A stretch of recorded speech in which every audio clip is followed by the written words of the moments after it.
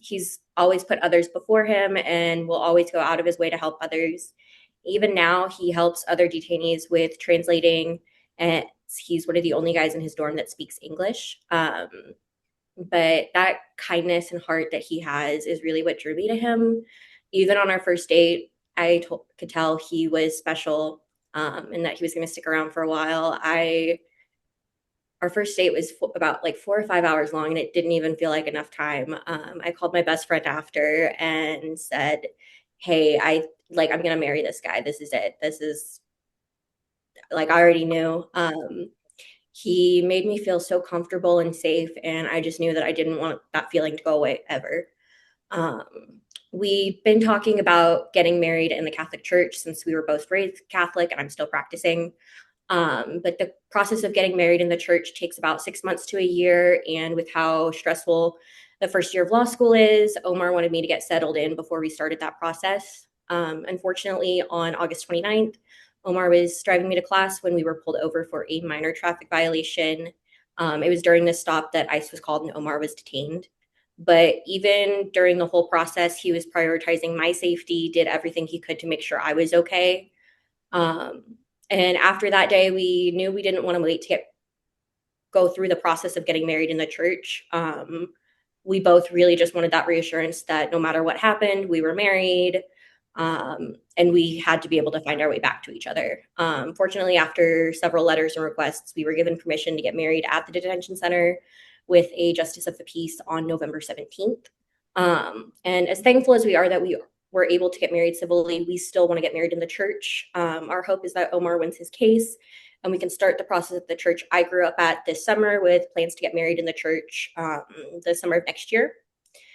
If we have to move to Mexico, it'll be a lot more difficult. I'm not fluent in Spanish. We'd have to either find a church with an English speaking priest, or I'd be going through the process in a language that I don't fully know. On top of that, I have an autistic brother who can't fly. So that makes traveling on my parents and siblings really hard. Getting married without my family present was very hard the first time. I never imagined that we'd be faced with the possibility of having to do it again. And I mean, the United States is the only home that we've ever known. And I ask our lawmakers, please let Omar stay. Thank you. Thank you, Ella. I will now introduce Jacob Monti, attorney for Omar. Thank you. I represent Omar Salazar, and we're representing him, and we've represented him for 5 months on a pro bono basis.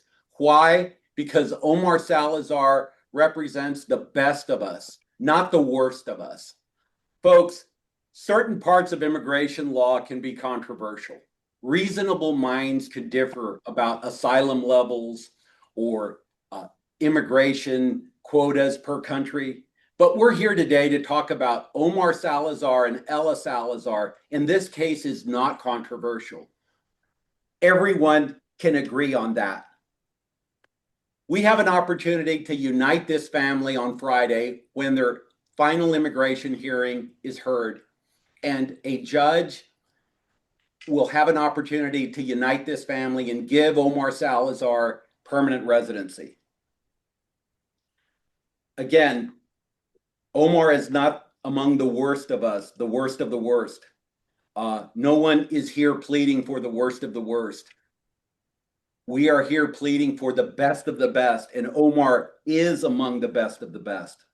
Let's look at some of the facts that make Omar the best of the best. First of all, he was brought to this country in 2008 as an 11-year-old. He didn't have a choice. He didn't choose to jump the border, or as some say, jump in line. He was brought here as a child. He made the best of his life in America. He was the valedictorian of his class at Trinity Garza Early College High School. He later went on to SMU and became an honor student, a Hunt honor student. He's a proud Mustang. He's a member of Sigma Lambda Beta. He's become a leading advocate in AI and completed advanced training in AI at the University of Texas at Austin. Let's talk about his ties to the Metroplex. It's no wonder we have so many representatives and leaders here supporting him. He's volunteered with many nonprofits throughout his career. He has a deep love for America and for Texas. He's married to a U.S. citizen. You've already heard from her, Ella Salazar. They were married on November 17th at the Bluebonnet Detention Center.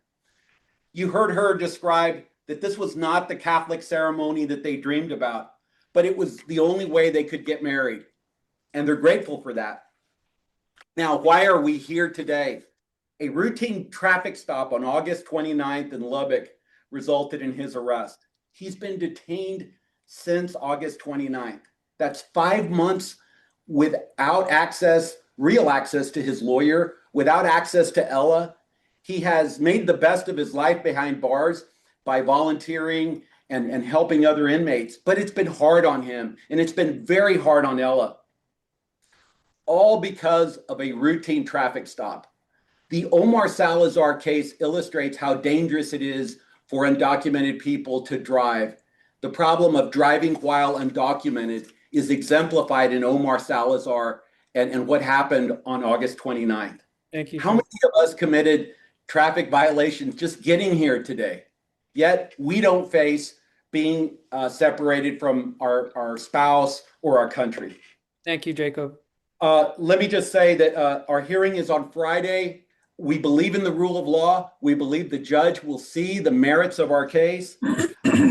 And we believe that his removal will cause undue hardship to Ella. And thank you for everyone being here. And Viva Omar Salazar, Viva America. We believe in the rule of law, and justice will prevail on Friday. Thank you. Thank you, Jacob. I will now introduce Congresswoman Julie Johnson of Dallas. Thank you, Juan Carlos. I'm proud to be here with you today to fight for justice for Omar Salazar, for his family, and for our community. Omar Salazar is a dreamer. He's an entrepreneur. He's a graduate of SMU and a Hunt Scholar. He's a valued member of the Dallas community. And for more than 4 months, Omar has been locked inside the Bluebonnet Detention Center in Anson, Texas. Omar came to this country as a child. He knows no other home. He has no criminal record, and he did everything this country asked of him. He worked hard. He pursued an education. He built a future and gave back to his community and, more importantly, to his country. This is a person who loves his country deeply and has close family members serving our nation in uniform, one who has a copy of the Bill of Rights framed above his desk. In learning about Omar, I found out that we have something in common. We're both fans of President LBJ, a proud Texan. In fact, I learned that Omar got to spend some time with his wife Ella visiting the Presidential Library in Austin.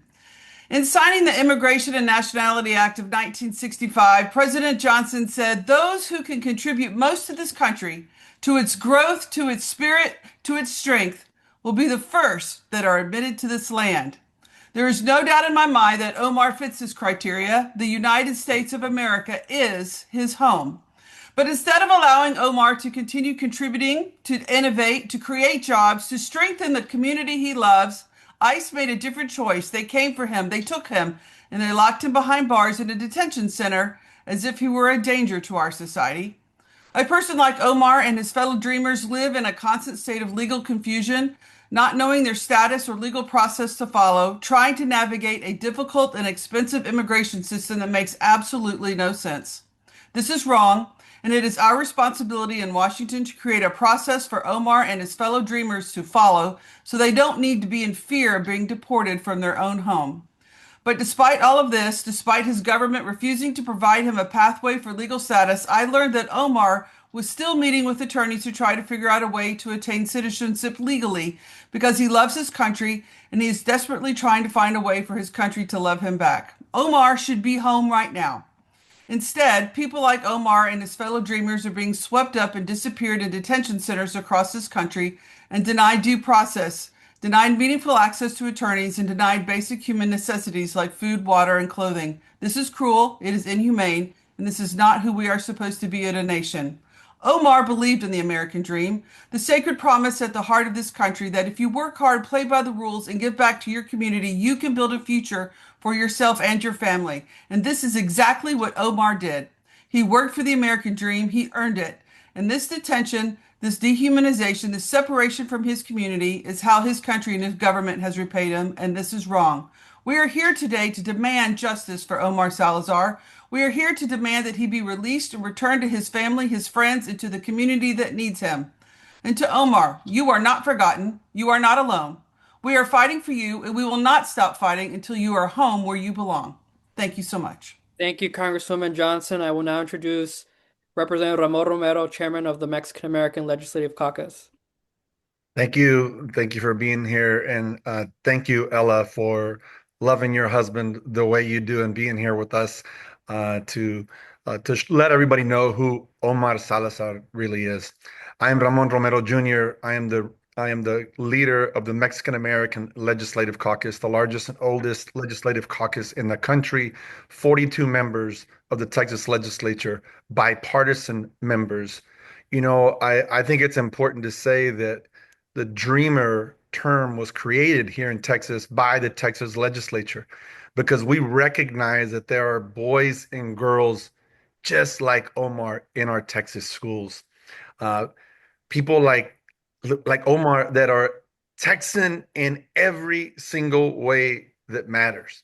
He grew up here, educated in Texas schools, works here, and like me, built a business here. Dreamers, Omar, the boys and girls that we're talking about, they are a vital part of our community because they, just like their parents, they came here for a greater opportunity, are the best of the best, as Monty just described. They go to work here. Yes, they pay taxes here. They contribute to the economy and to the places that we call home. So you've heard Omar is a husband. He's a husband to a U.S. citizen, an entrepreneur, a dreamer. He spent most of his life giving back in his community. And today, all he's asking for is to go back to his family as his case moves forward. Keeping Omar doesn't serve anyone. Keeping him jailed, it doesn't serve anyone. It just keeps his family apart. It keeps that longing in Ella's heart for her husband that she fell in love with the first time that from their first date. And DHS has the discretion to release Omar to his wife, to his family, to his loved ones. And that's all we're asking for, is that they use that discretion here. For years, Democrats have done everything Dreamers have done everything that the state has asked of them. Lawmakers have failed them. Let's make that clear. Lawmakers have failed them. We have not moved fast enough, and we have to deliver permanent solutions for dreamers like Omar. And the gap that he finds himself in is what's left Omar exposed right now. For over a decade, I've fought for practical access to conditional driver's permit because we know that people deserve to live and work safely in the communities, and it makes those communities stronger that they live in. We respect the legal process and we remain hopeful for a fair outcome. And we're going to keep fighting the Texas legislature so Texans who contribute to the state aren't treated as though they don't belong. Thank you to everyone that's here. And I just want to make a call to all the boys and girls, continue to contribute, continue to be the best of the best as Omar has. Thank you to all. And I want to now introduce my friend, my colega, my hermano, Chairman Rafael Anchia. Thank you, Mr. Chairman. Rafael Anchia, State Representative, District 103. Omar has been a constituent of District 103 for most of his life now. It's the only home he's ever known, and I wanted to be here to support him very publicly. Para nuestros medios de comunicación de habla hispana, quiero proveer también unos comentarios en español, abogando a favor de Omar.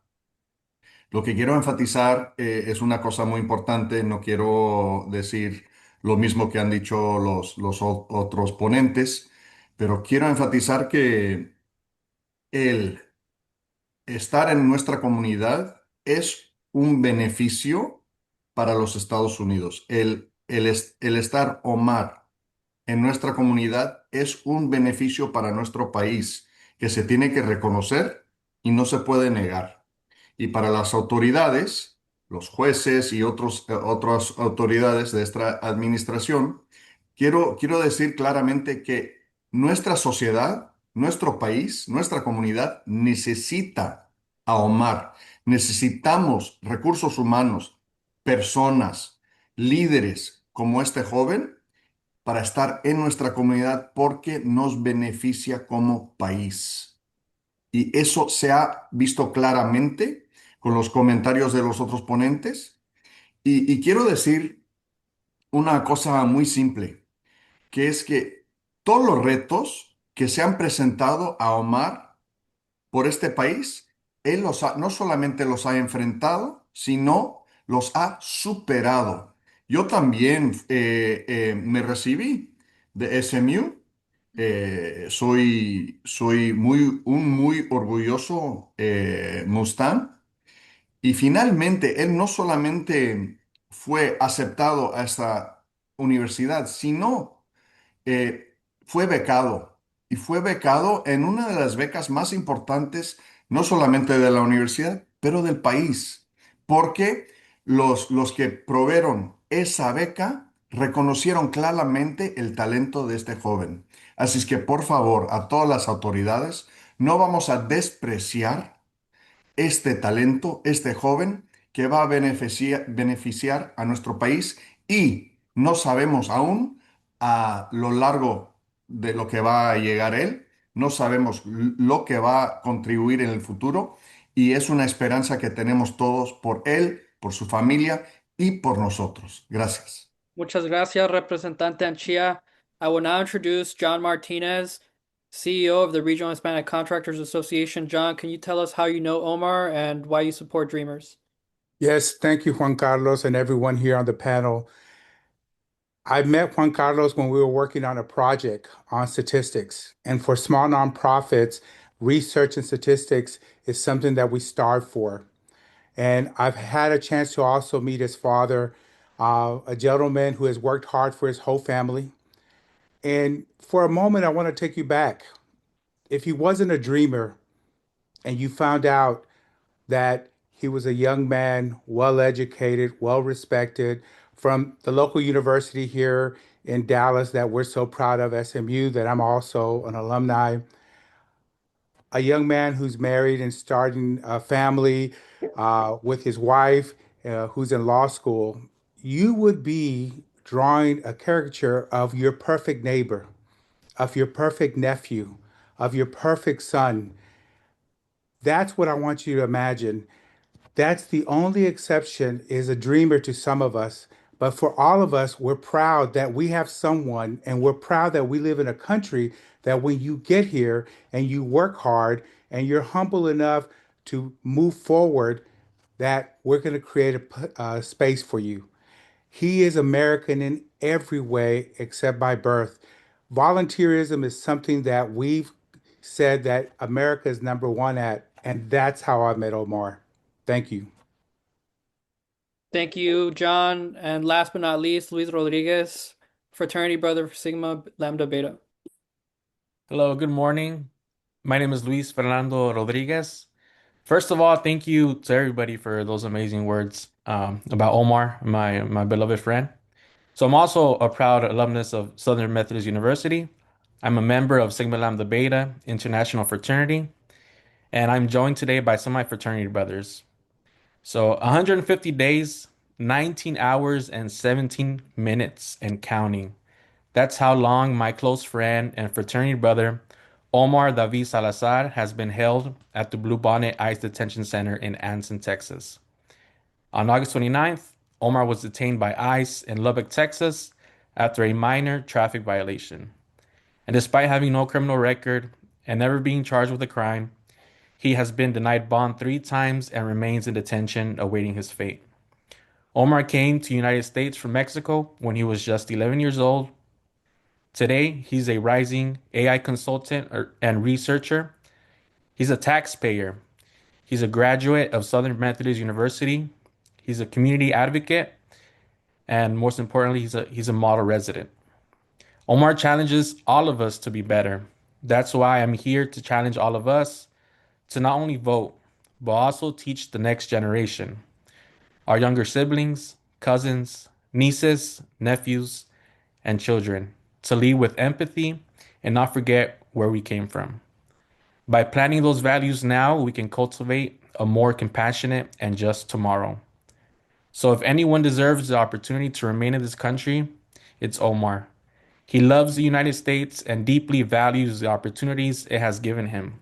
He wants nothing more than to continue contributing to the only home he has ever known. Omar recently told me that he's ready to get back to work. So let's get him back to work. My US citizen brothers standing here with me agree. We want Omar to get a path to citizenship, and we are paying attention to who from our elected officials support our brother.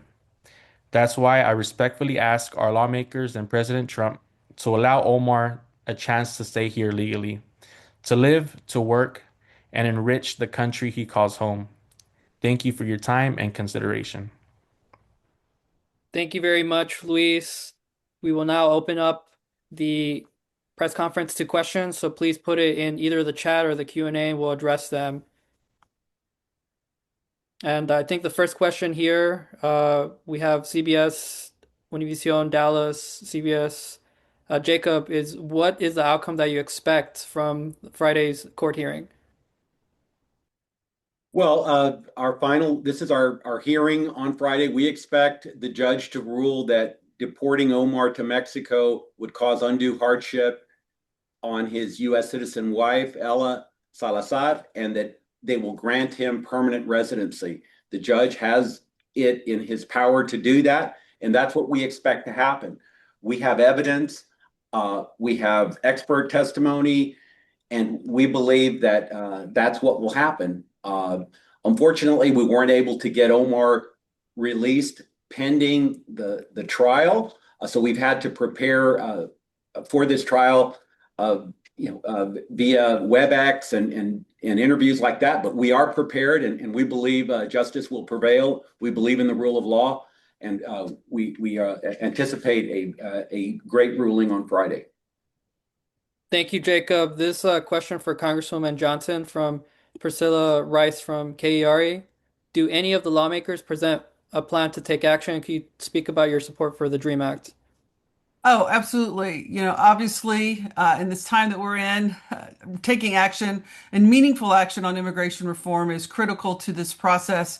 I completely support the DREAM Act, and we absolutely need to give dreamers a pathway. I think hopefully, with this upcoming budget discussion over funding of DHS, we can leverage some Democratic priorities such as the Dreamer Act, such as the Dignity Act, such as there's several out there relating to immigration as a whole in this country in order to get movement on through this funding fight that we're about to have at the end of this week. But 100%, I know that the Democratic caucus resoundingly supports the Dreamer Act. I have a dreamer on my staff, and I'm very committed to making sure that he has a legal pathway to stay here.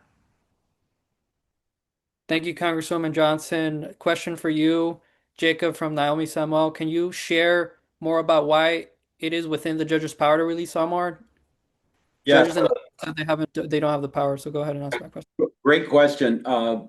Certain parts of our immigration laws have been changed by the Trump administration, but the power of the judge to award permanent residency to Omar is on the books.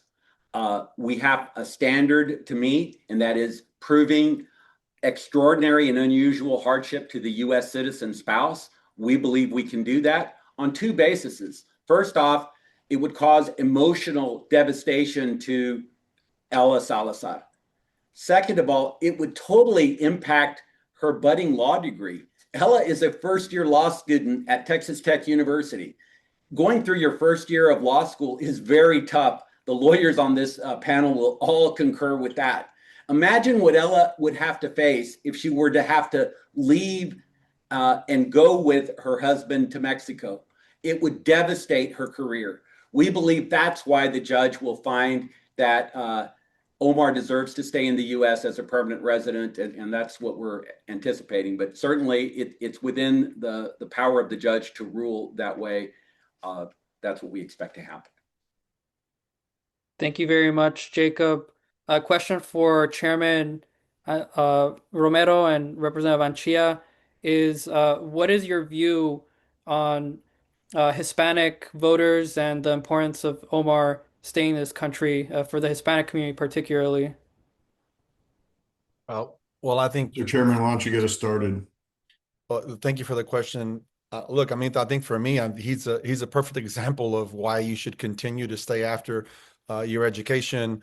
He has proven to be the top of his class, as Rafael demonstrates in all the other SMU grads. It's not easy to get to the top of your class at SMU.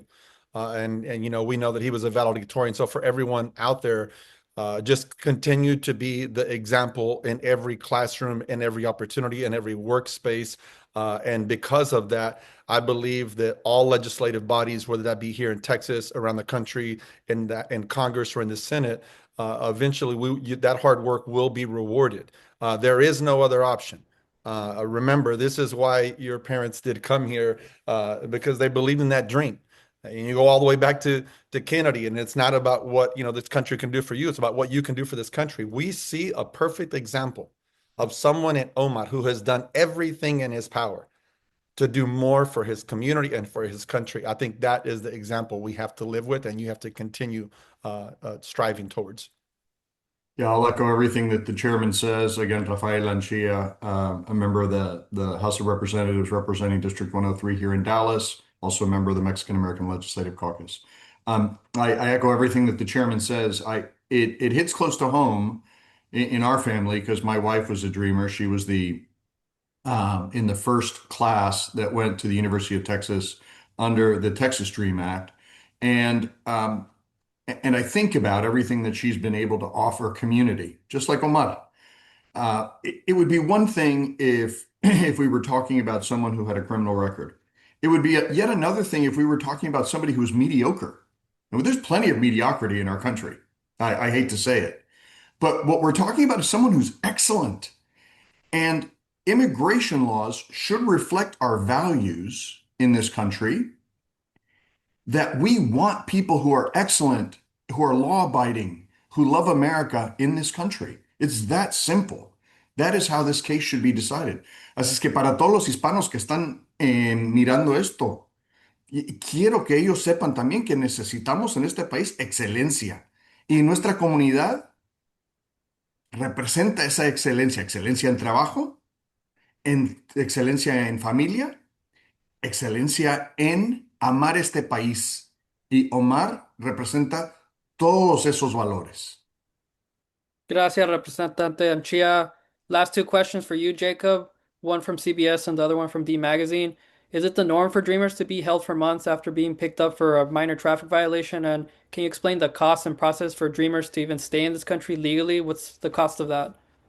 Great question. Well, Omar gets arrested at the end of August. What happened is the Trump administration changed the policy in September of 2025, and they adopted a mandatory detention policy that said no one who entered the country without inspection is eligible for a bond. This drastically affected Omar because prior to August, his bond would have been routine, maybe no bond at all. He might have been released on his own recognizance because of his excellent record. But because of the change in mandatory detention that happened in August, he was not eligible for bond. So that was a real game changer for Omar.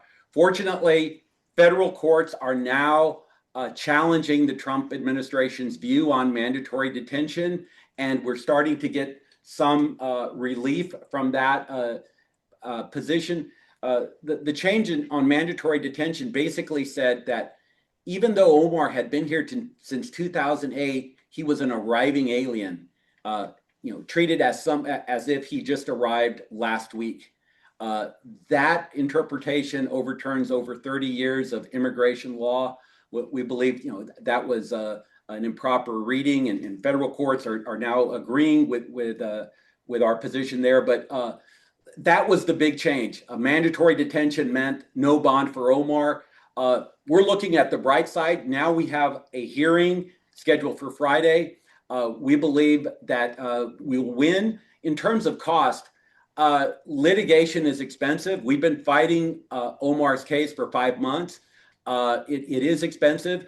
A lot of immigrants don't have the wherewithal emotional wherewithal to stay detained for 5 months. So a lot of those immigrants have self-deported. Omar has the wherewithal and the ganas to stay here and fight. Additionally, our firm has not charged anything for the representation, and we're proud to do that. For those reasons, we believe we'll be able to prevail. But again, a lot of immigrants don't have the wherewithal to stay detained so long, and they self-deport, or they don't have the money to hire a lawyer.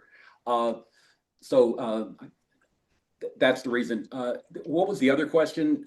You answered both questions, Jacob, about the cost and the process. Muchas gracias. De nuevo le pedimos a AES que deje liberar a Omar Salazar y a nuestros oficiales electos que pasen un DREAM Act o la Ley Dignidad para que pueda agarrar un estatus legal. Muchas gracias por su tiempo. Thank you very much. This concludes our press conference. Thank you to our elected officials for being here. Y viva Omar Salazar. Thank you very much. Viva Omar Salazar. Viva América.